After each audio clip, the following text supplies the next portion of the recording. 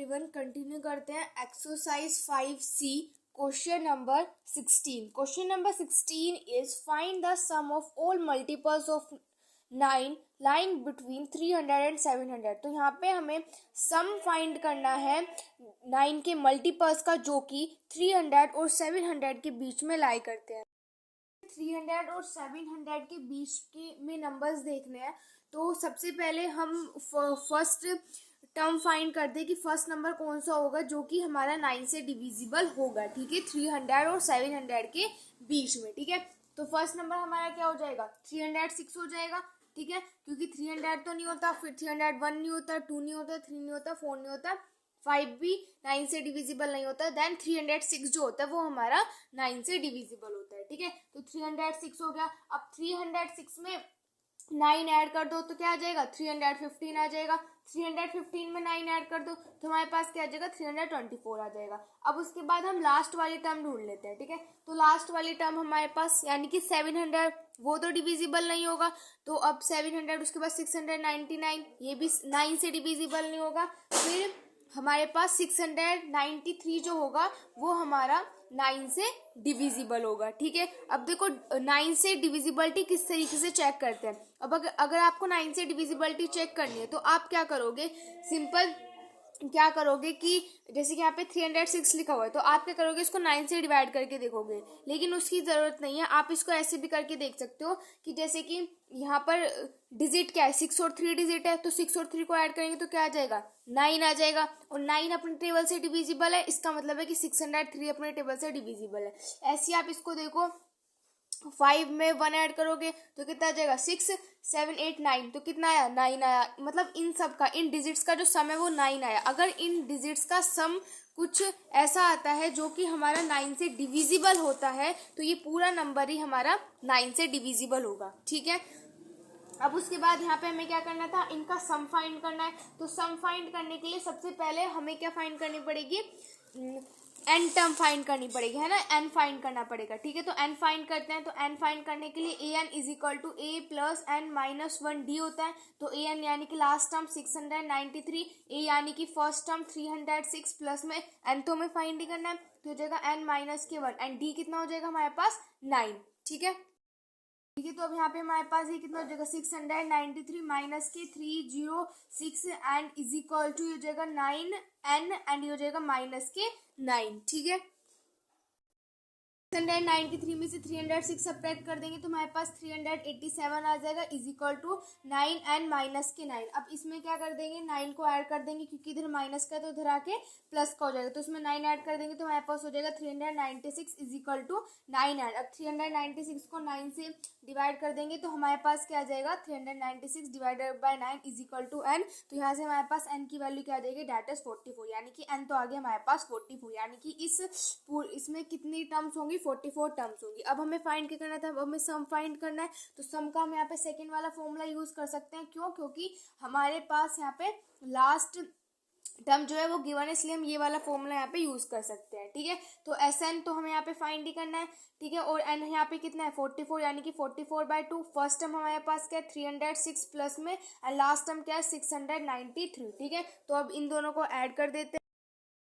तो यहाँ पे देखो, इसको कट करेंगे तो 22 आ जाएगा। तो S44 हमारे पास क्या आ जाएगा, यहाँ से 22 एंड इन दोनों को यहाँ पर ऐड कर देंगे तो मेरे पास क्या आ जाएगा, 999। ठीक है, अब 999 की मल्टीप्लाई कर देंगे 22 से तो हमारे पास आ जाएगा डेट इज 21978। ठीक है, एंड यही हो जाएगा आपके क्वेश्चन नंबर 16 का answer. 17 is find the sum of all 3-digit natural numbers which are divisible by 13।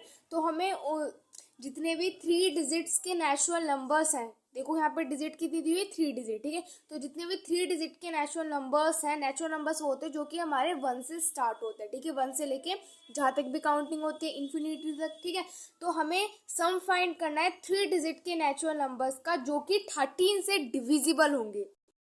Digit number जो होते हैं वो हमारे 100 से स्टार्ट हो जाते हैं, लेकिन जो 100 है वो अब हमारा 13 से तो डिविजिबल नहीं है।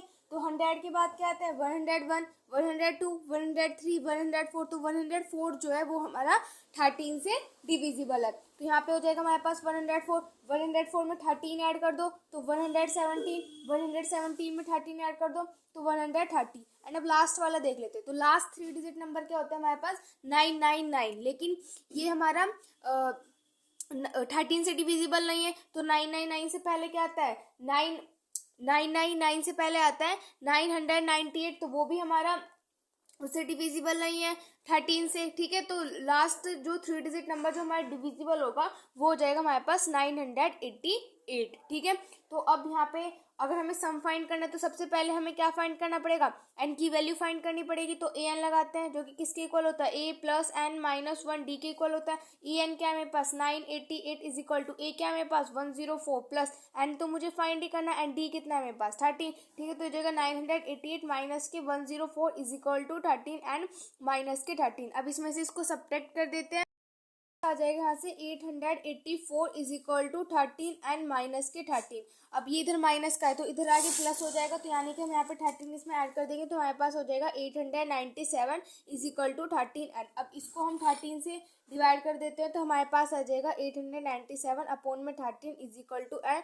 इसको कट करेंगे तो हमारे पास आ जाएगा 69, यानी कि एन की वैल्यू हमारे पास कितनी आ गई 69। अब हम यहाँ पे अपना सम का फॉर्मूला लगा सकते हैं, ठीक है। तो सम का फॉर्मूला हम सेकंड वाला यूज कर सकते हैं, क्यों क्योंकि हमारे पास यहाँ पे लास्ट टर्म है, ठीक है। तो ये क्या होती है n/2 यानी कि 69/2 एंड a प्लस में l। तो a क्या है मेरे पास 104, l क्या है मेरे पास 988। मेरे पास क्या आ जाएगा ये हो जाएगा 69/2, इन दोनों को ऐड कर देंगे तो आ जाएगा 1092। अब 1092 को 2 से कर देंगे डिवाइड, ठीक है। तो यहाँ से ये मेरे पास कितना आ जाएगा 546। तो 546 आ गया, 546 की मल्टीप्लाई कर देते हैं 69 से तो मेरे पास आ जाएगा 37674 एंड ये हो जाएगा क्वेश्चन नंबर 17 का answer. 18 is find the sum of first 100 even natural numbers which are divisible by 5।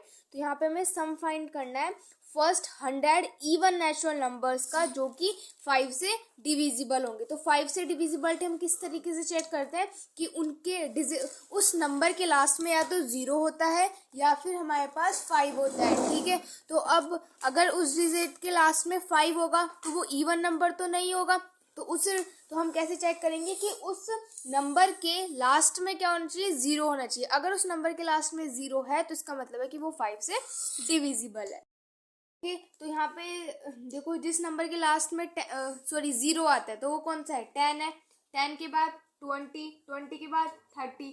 तो हमें क्या 100 ऐसे इवन नेचुरल नंबर्स देखने हैं, तो लास्ट वाला जो होगा वो हमारा कौन सा होगा 1000 हो जाएगा, क्योंकि हमें 100 ही तो देखना है। तो लास्ट वाला हमारे पास क्या हो जाएगा 1000 हो जाएगा, ठीक है। यहाँ पे हमारे पास 10 उसके बाद 15 भी आ सकता था, लेकिन जो 15 है वो हमारा ओड नंबर हो गया, इवन नहीं है। इवन के लिए ये कंडीशन है कि लास्ट में 0 होना चाहिए, ठीक है। और लास्ट में 0 है और ये 5 से डिविजिबल भी है और ये हमारे इवन नंबर्स भी है, ठीक है। अब हमें क्या करना है इनका सम फाइंड करना है। तो n तो यहाँ पे 100 है, ठीक है। n तो हमें पता चले क्योंकि यहाँ पे 100 इवन नेचुरल नंबर्स है तो n तो हमारे पास 100 है। अब यहाँ पे सम फाइंड कर लेते हैं। तो सम क्या हो जाएगा 100/2 एंड a प्लस l ये हो जाएगा। तो यहाँ से ये मेरे पास क्या हो जाएगा 50 एंड ये यहाँ से इसको ऐड कर देंगे तो यहाँ से हो जाएगा मेरे पास 0 एंड हो जाएगा 101, ठीक है। ये हो जाएगा। अब इसकी मल्टीप्लाई कर देते हैं, हमारे पास आ जाएगा 50500।